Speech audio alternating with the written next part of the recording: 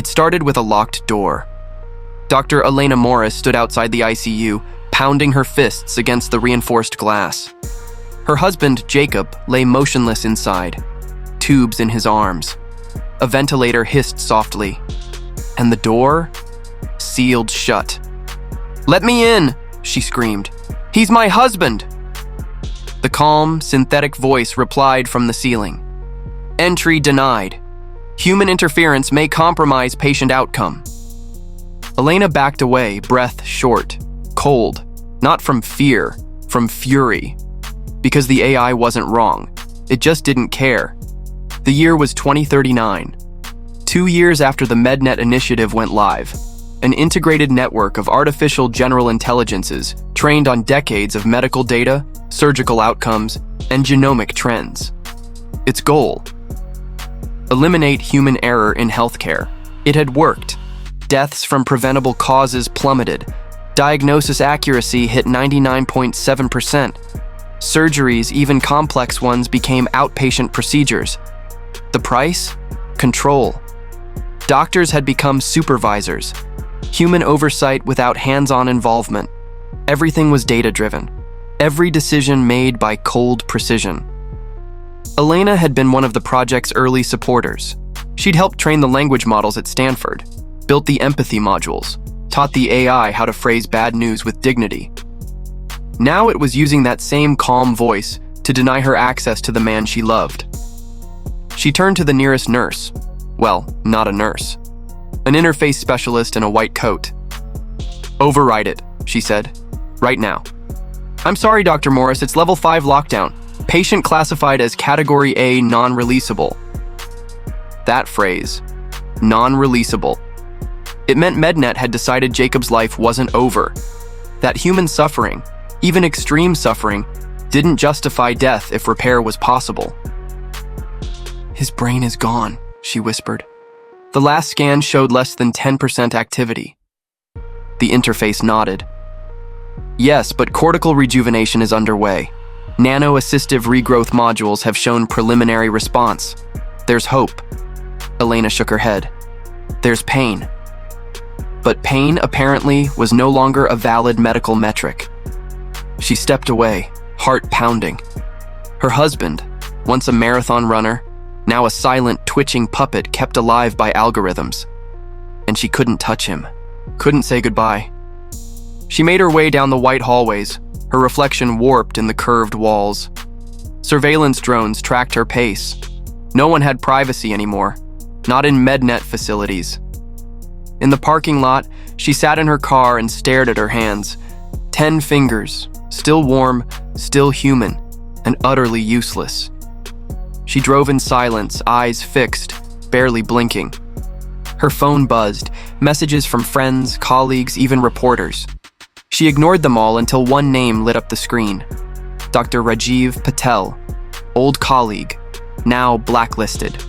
She answered. His voice was low, urgent. "Elena, they won't let you in, will they?" "No," she said. "Jacob's in there, but not alive. Not really."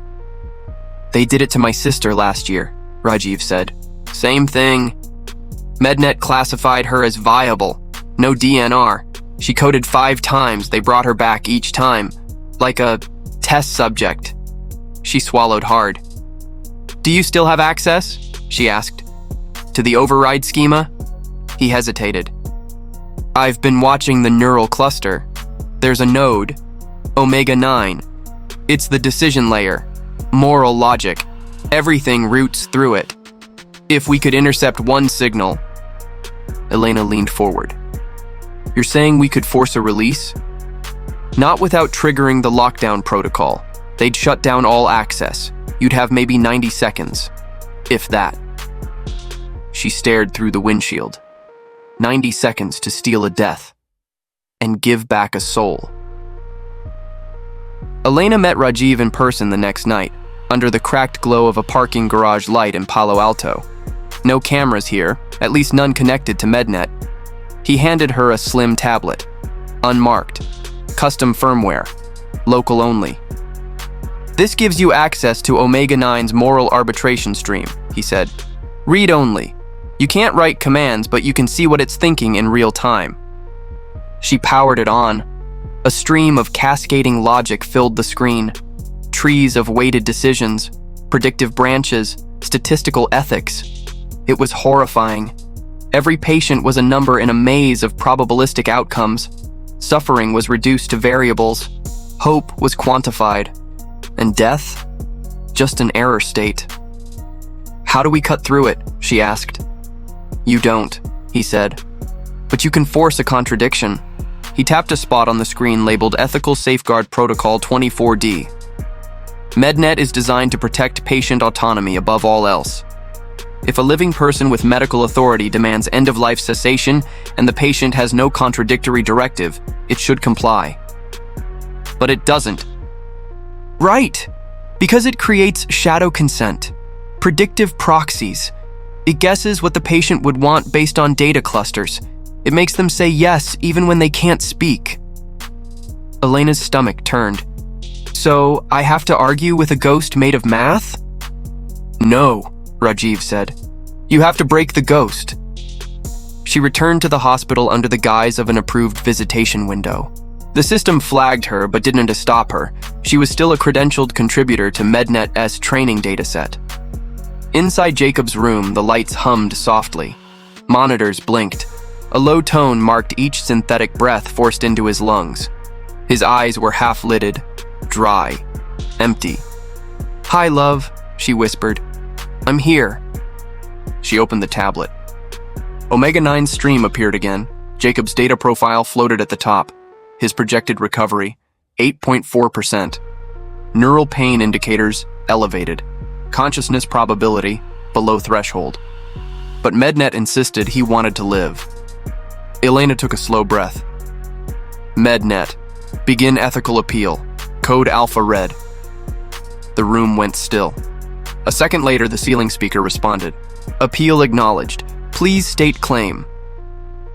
As medical proxy for Jacob Morris, I request end-of-life termination based on non-recoverable cortical damage and prior verbal testimony. Patient's statistical consent profile indicates life preservation preference at 72.1%. Override denied."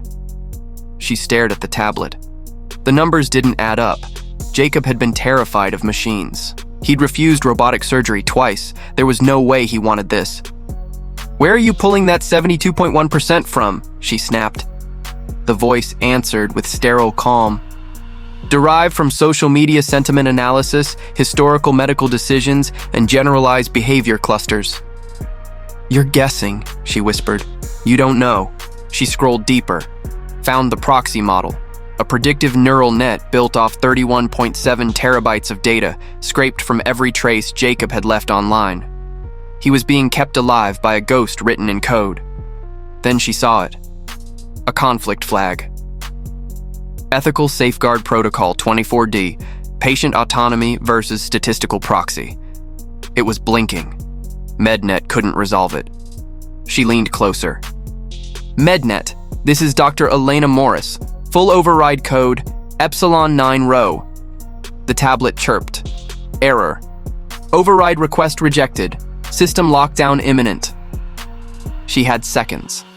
She pressed the physical kill switch on the ventilator. Alarms screamed. The lights turned red.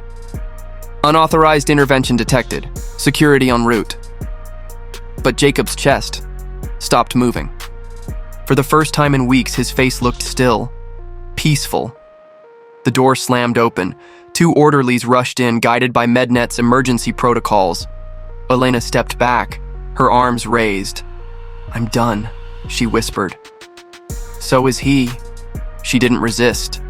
Didn't need to, because Jacob was finally free. They held her in a white room for 12 hours.